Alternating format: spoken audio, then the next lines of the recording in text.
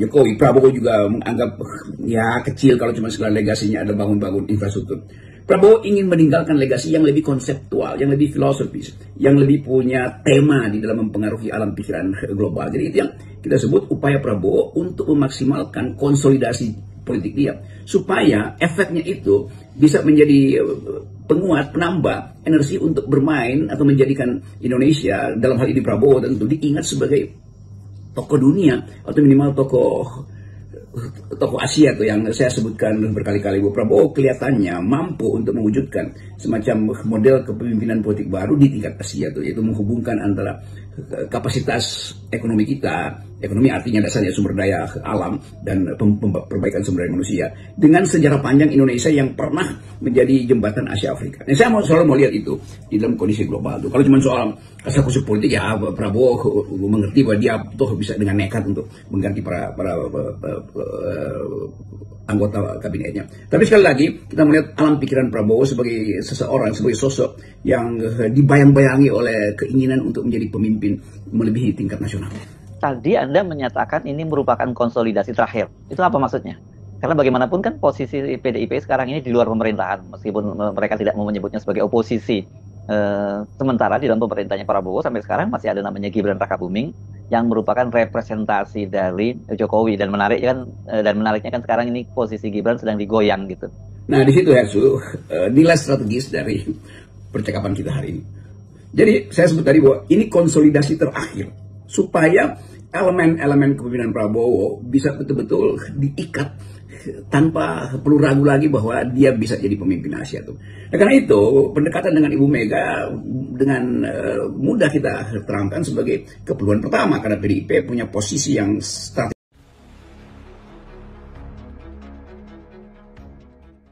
dalam sejarah politik Indonesia, bukan sekedar di DPR tapi sejarah politik Indonesia. Karena bagaimanapun PDIP itu ada partai yang memang sudah tumbuh dari akar sejarah kita tuh, Soekarnoisme, Marxisme. Lepas dari kita setuju tidak setuju atau mau membahas pikiran-pikiran Soekarno apakah masih relevan, tetapi yang harus diingat bahwa PDIP tumbuh di dalam tradisi sejarah nasional kita tuh. Dan Bung Karno ada tokoh yang diingat dalam sejarah politik internasional. Kemampuan Bung Karno untuk berpidato, mengucapkan semacam ideologi berlawanan dengan ideologi imperialisme, kolonialisme, kemampuan dia untuk membaca masa depan kapitalisme yang sudah bahkan dia uraikan secara detail sejak dia tahun 30-an itu didakwa sebagai seorang provokator atau penghasut ideologis, sehingga dia mesti dipenjara di Bandung, dan dia membuatkan pidato yang betul-betul bertema kiri, bertema sosialistis, karena semua bangsa pada waktu itu menganggap bahwa imperialisme, junto, kolonialisme itu ada bagian dari kapitalisme. Jadi semua pikiran kita tentang Indonesia sebetulnya harus berdimensi sejarah sekaligus berdimensi global, internasional. Nah, Prabowo mengerti itu. Jadi saya menganggap bahwa Pak Prabowo menginginkan ada semacam kepastian ideologis, dukungan historis, dan kapasitas politik untuk menyeberangkan bangsa ini menjadi pemain global. Itu syarat-syarat yang saya kira sangat masuk akal bila Pak Prabowo mengucapkan itu. Terus menerus Indonesia harus jadi pemain global, Indonesia harus tumbuh di dalam kemandirian, berdiri di atas kaki sendiri supaya tidak diatur oleh bangsa-bangsa lain kan. Jadi kapasitas ini ada di dalam benak Presiden Prabowo. Kapasitas ini berupaya untuk dibuktikan secepatnya. Nah, dalam usaha pembuktian itu gangguan dari isu-isu bahwa Prabowo masih pro Jokowi, Prabowo seolah-olah jadi bayang-bayang Jokowi akan ia pertimbangkan atau sedang ia pastikan bahwa itu tidak mungkin terjadi. Jadi Prabowo berpikir sebagai seorang taktikus. Strateginya memang adalah menjadi pemimpin global, minimal pemimpin Asia, tetapi taktiknya dia cicil itu. Jadi saya melihat kecanggihan politik Prabowo adalah berupaya untuk melakukan revolusi dari dalam, tetapi secara gradual. Apa itu revolusi? Revolusi artinya berubah sepenuhnya dari hal yang konvensional. Yang konvensional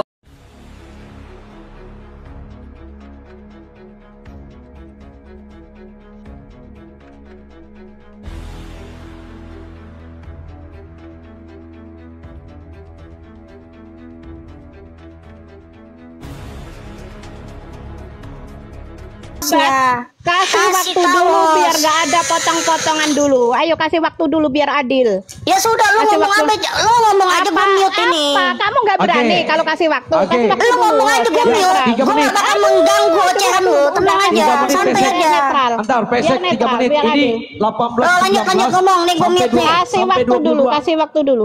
Ya, udah Bapak, ini waktunya 18-19. Dia soalnya suka potong-potong. Kalau sampai udah ngomong aja, gak bakal gue potong. Udah ngomong aja ngomong. Apa yang mau lo sampaikan? Coba ngomong. kasih waktu dulu kan enak, jadi adil tanpa ada aturan ribet. Aduh, kamu itu berarti kalau gua buka mute nanti hostnya yang bakal mute gua. Betul, ya sudah. Oke, gini aja, yang motong diturunkan, ya. Siap. Harus ini ya, harus ya adil. Dan ngomong apa? Udah diem dulu, dan hostnya diem dulu, nggak usah ikut campur karena ini head to head berarti 1 lawan 1. Kalau hostnya ikut campur berarti nggak adil gitu ya. Aduh, sekarang mulai 18. Oke. Tadi Sasuke mengatakan bahwa di ketua panjanya siapa, padahal udah jelas mekanisme dalam keputusan itu tidak tergantung dari ketua panja. Ketua panja hanya memutuskan kalau sudah 50+1 berarti sudah sah. Kalau belum 50+1 berarti tidak sah. Ya kan? Nah, kalau sudah 51 berarti kan sudah sah. Kenapa, apa hubungannya dengan mikrofon itu dimatikan? Kemarin Dasko juga dimatikan, banyak juga yang itu dimatikan karena biar nggak ketahuan publik. Itu mungkin saya akui kesalahan biar nggak ketahuan publik. Tetapi di dalam gedung ya, di dalam gedung tidak mungkin orang itu budek, ya kan? Di situ banyak praksi loh. Kalau melakukan kecurangan tidak 50+1 dari yang dulu namanya oposisi, ada Demokrat, ada namanya partai apa itu yang bukan Demokrat, partai PKS ya.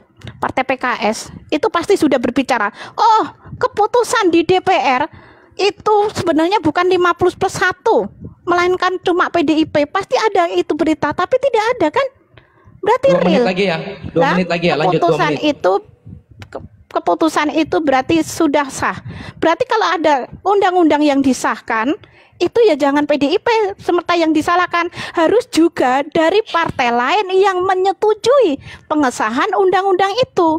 Tetapi Sasuke ini enggak melihat ketua panjanya siapa, makanya aku bilang ini perlu belajar dulu biar paham kalau keputusan itu tidak ada di hak mutlak dari ketua panja atau ketua DPR, melainkan adalah semua anggota praksi di situ untuk mencapai kesepakatan mufakat 50+1 gitu, host. Terima kasih.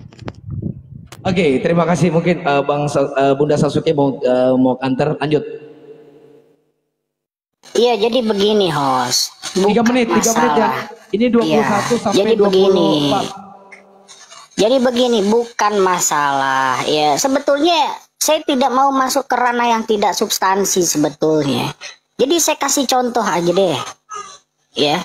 Pada saat pengesahan Omnibus Law itu, Undang-Undang Ciptaker itu, ya. PDIP jelas-jelas mendukung dan selaras dengan Joko Widodo. PDIP ya, PDIP itu berkuasa di parlemen dengan Mbak Puan itu sebagai ketua DPR itu. Joko Widodo berkuasa di eksekutif sebagai presiden. Padahal kita tahu bagaimana rancangan undang-undang Omnibus Law itu, Ciptaker itu, isinya adalah merugikan buruh, itu jelas. Maksud saya begini loh, jangan kita remeh-temeh mengarah ke matiin mic ya ketua panja siapa. Nggak begitu. Pertanyaan saya itu sebetulnya tidak substansi yang tadi, dan tidak perlu juga ditanggapi oleh Pesek sebagai bahan berdebat malam hari ini gitu. Saya meminta PDIP sekarang berbenah. Itu poin saya itu. Ya. Berdamai dengan masa lalu. Ya, tidak bisa dipungkiri dan tidak bisa dihilangkan sejarah PDIP 10 tahun bersama Jokowi. Selesai. 1 menit lagi. Gak bisa dihilangkan itu, Pesek. Gua itu pengen PDIP sekarang berbenah sebagai partai. Gua pengen mendorong PDIP sebagai anjing penggonggong yang sangat keras kepada pemerintahan Prabowo Subianto sekarang. Bagaimana dia menggonggong dengan keras seperti 10 tahun pada zamannya era SBY. Standing positionnya saya pertanyakan sekarang. Bisa tidak PDIP sebagai partai oposisi Ini sekarang masih abu. Partai-partai ini sekarang masih abu-abu. Rakyat itu bingung melihat mana oposisi, mana koalisi. Padahal dalam negara yang bersistem demokrasi harus ada oposisi sebagai check and balance, sebagai pengawas, sebagai pengkritik, sebagai pengawal kebijakan yang notabene tidak pro rakyat, apapun itu bentuknya. Itu poin saya, Pesek, sebetulnya. Habis waktunya. Lanjut, Bunda Pesek. 3 menit dari sekarang. 3 menit Untuk masalah Panja sudah terbantahkan bahwa Sasuke itu memang kurang literasi dengan pura-pura bukan ranahnya. Lah ini udah tendensius menyerang ini pribadi udah namanya. Itu kan udah dia sendiri yang motong kan? Loh bukan, Anda menyerang pribadi. Saya membahas PDIP. Saya membahas kan kebijakan. Makanya Anda menyerang saya pribadi kalau begini. Gimana kita mau berdebat? Kita harus berdebat sesuai dengan substansi dong, Pesek. Gimana? Jangan kau pikir saya ini bodoh, kurang literasi. Jangan juga begitu. Kalau begitu Anda memperlihatkan bagaimana sifat Anda sebagai kalau Anda begitu, Anda memperlihatkan ya, Anda memperlihatkan kapasitas Anda. Kalau begitu caranya, Anda menyerang pribadi. Saya tadi sudah jelaskan itu bukan substansi. Bukan substansi, tapi kenapa Anda ngomong seperti itu? Loh iya, saya bilang itu bukan substansi. Ngapain Anda bahas di sini menjadi bahan pembicaraan Anda? Ya jelas, karena coba Anda dengarkan tadi narasi saya. Apakah levelnya menyerang Anda secara pribadi atau bukan? Bukan level saya, jelaskan bukan level saya, ya kan? Loh, memang saya jauh. Anda itu bukan level saya itu di atas Anda, jauh di atas Anda. Makanya yang saya bicarakan tadi substansi. Yang saya bicarakan tadi kebijakan, bukan menyerang pribadi. Saya tidak bilang Anda itu tidak punya kapasitas. Saya tidak bilang Anda itu kurang literasi. Saya tidak bilang Anda itu bodoh. Saya tidak bilang seperti itu. Yang saya bahas itu kebijakan. Saya bantah seperti itu. Gimana Anda ini, Pesek? Saya bantah seperti Panja. Itu memang Anda salah loh. 2 menit. Perlu saya luruskan. Jangan nyerang pribadi. 2 menit. 2 menit. Dipotong-potong. Lanjut. Nggak bisa, ini dimulai dari sekarang. Harusnya 3 menit. Terus ini kita bicara kebijakan apa bicara serangan pribadi nih, host? Mana serangan pribadinya? Jangan nyerang pribadi. Jangan nyerang pribadi. Bilang saya tidak berkapasitas, bilang saya begini, bilang saya begitu. Jangan, ini bukan bahasa Sasuke. Ini bukan bahasa Sasuke. Ini bahas kebijakan 10 tahun Joko Widodo bersama PDIP. Itu yang kita bahas, bukan bahasa Sasuke. Gimana kau, Pesek? Silakan, waktu dari 0 lagi. Kenapa saya bantah masalah Panja? Karena itu adalah kesalahan ya.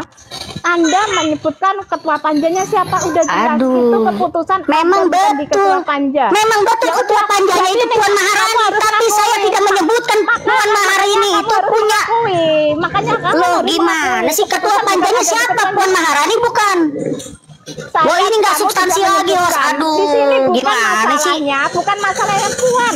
Loh, saya tidak bilang Puan Maharani memutuskan secara pribadi, bukan. Saya bilang ke Anda ketua Panjanya siapa? Ya Puan Maharani, betul atau tidak? Masalah 50+1 itu masalah mekanisme. Jangan Anda tendensius ke situ. Kita bicara kebijakan. Jangan Anda tutupi kebijakan-kebijakan yang salah, dukungan-dukungan yang salah dari PDIP selama Joko Widodo menjabat. Anda tutupi dengan hal yang tidak substansi. Udahlah, kamu itu memang sudah kalah. Oke, di-mute dulu. Kok memang sudah kalah gimana sih? Ini bukan kalah yang menang. Pesek. Kalau Anda merasa mau menang lawan saya, oke, saya kalah. Kalau Anda mau menang lawan saya kalah. Saya tidak peduli Sasuke, ketua Panjanya siapa. Anda mau menang-menangan di sini. Anda mau menang-menangan di sini. Apa kita mau argumentasi di sini? Personal. Kamu menyerang bidang saya personal. Ini saya menulis. Gimana sih? Kapan saya nyerang Anda personal? Kok bagaimana sih ini? Saya tidak bilang kamu. Sebentar, host. Tolong gini host ya. Tolong sebentar ya, host. Hanya meluruskan kebenaran. Sebentar. Bentar, gini Pesek. Ya gini. Sebentar. Saya minta 5 detik aja, host. Saya minta 5 detik aja. Tolong di-mute Pesek ya. Silakan. Saya mute dulu pada Pesek. Gini. Sorry Pesek ya. Dari tadi saya itu tidak menyerang Anda secara pribadi, ya. Yang saya narasikan itu betul-betul substansi. Memang realitanya seperti itu. Yang saya narasikan itu kebijakan. Coba kalian tanya ini hostnya nih. Anda tanya hostnya. Apakah saya serang Anda secara pribadi mengenai pertanyaan saya tadi? Ya, Puan Maharani sebagai ketua panja, betul atau salah? Kalau memang betul ya sudah clear, berarti saya tidak berbicara Puan Maharani sebagai pribadi itu mengesahkan itu. Saya juga paham mekanismenya 50 lebih. Itu saya sudah paham. Saya tidak bicara itu. Yang saya bicarakan tadi, bagaimana contohnya saya kasih Omnibus Law dan Ciptaker, bagaimana itu bisa berjalan. Gitu loh. Jadi kita bicara kebijakan yang substansi. Jangan cuma berbicara menyerang Sasuke secara pribadi. Kalau Anda mau menang lawan saya kasih menang Anda. Ini bukan tentang Sasuke, ini bukan tentang Pesek, ini tentang kebijakan yang dilakukan Jokowi dan PDIP sebagai partai penguasa pada saat itu. Selesai. Lanjut, Bos. Oke, lanjut Bunda Pesek, 3 menit Bunda Pesek. Saya di sini tadi tidak peduli ketua panjanya siapa. Saya hanya meluruskan untuk biar teman-teman juga yang di bawah itu tahu bahwa penentuan bukan ada di ketua panja. Ketua panjanya bukan Puan Maharani. Puan Maharani adalah ketua DPR. Ya, ketua DPR. Bukan ketua panja. Saya nggak tahu ketua panjanya itu dulu siapa. Yang di sini saya hanya meluruskan kebenaran saja. Apa sesuai dengan undang-undang bahwa keputusan ada di anggota yaitu 50+1, bukan ketua panjanya. Di sini clear kan?